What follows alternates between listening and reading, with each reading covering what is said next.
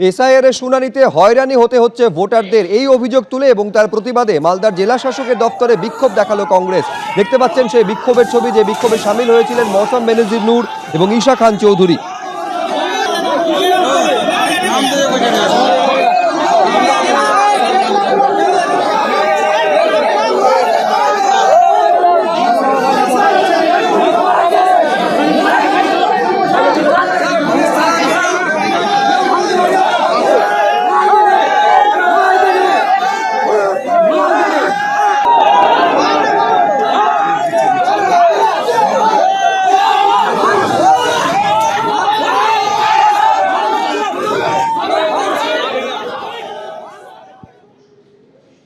বস্তি উচ্ছেদের প্রতিবাদে হাওড়ায় অভিযান।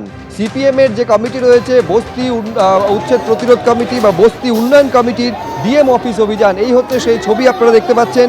ব্যারিকেড ভাঙার চেষ্টা করা হয়, যা নিয়ে হাওড়া ময়দানে উত্তেজনা ছড়ায়।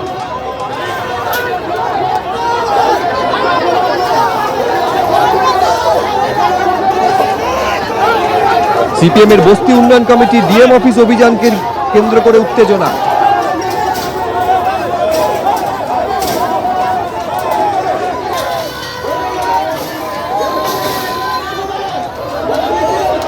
প্রায় 1000 কোটি টাকা ব্যাংক প্রতারণা মামলায় যখন সিবিআই কলকাতা শহরে হানা দিচ্ছে, তখন এই মামলার তদন্তের ওপরে স্থগিতাদেশ দিল আদালত।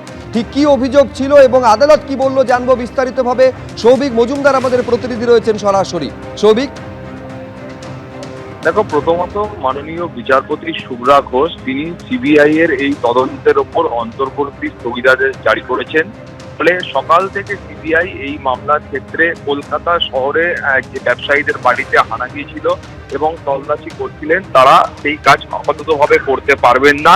তারা এই মামলার ক্ষেত্রে তদন্তের কোনো কাজই আপাতত আর করতে পারবেন না, সেই নির্দেশ কলকাতা হাইকোর্টের তরফ থেকে দেওয়া হয়েছে।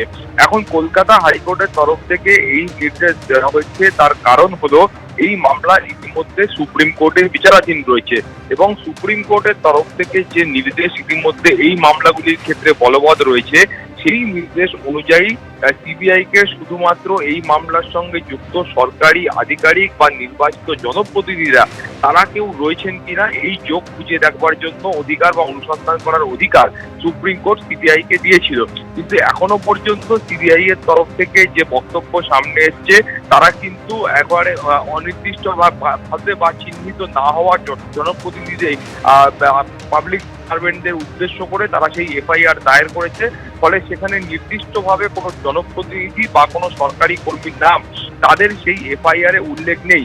ফলে সেই কারণেই কিন্তু আপাততভাবে এই মামলার তদন্ত সিবিআই করতে পারবে না, সেই নির্দেশ কলকাতা হাইকোর্ট দিয়েছে। এছাড়াও কলকাতা হাইকোর্টের নির্দেশের আরও একটা কারণ হলো, এই মামলার কিন্তু তদন্তভার সিবিআই এর আগে থেকেই সিআইডি গ্রহণ করেছিল। ফলে সিআইডিও সেই কাজ একই সঙ্গে করছে।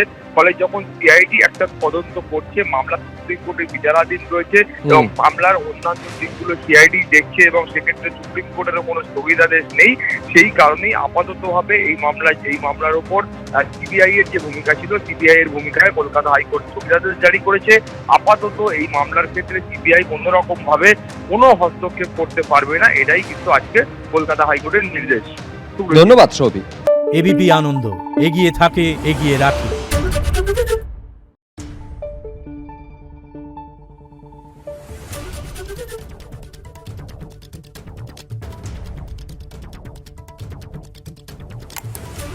Thank you.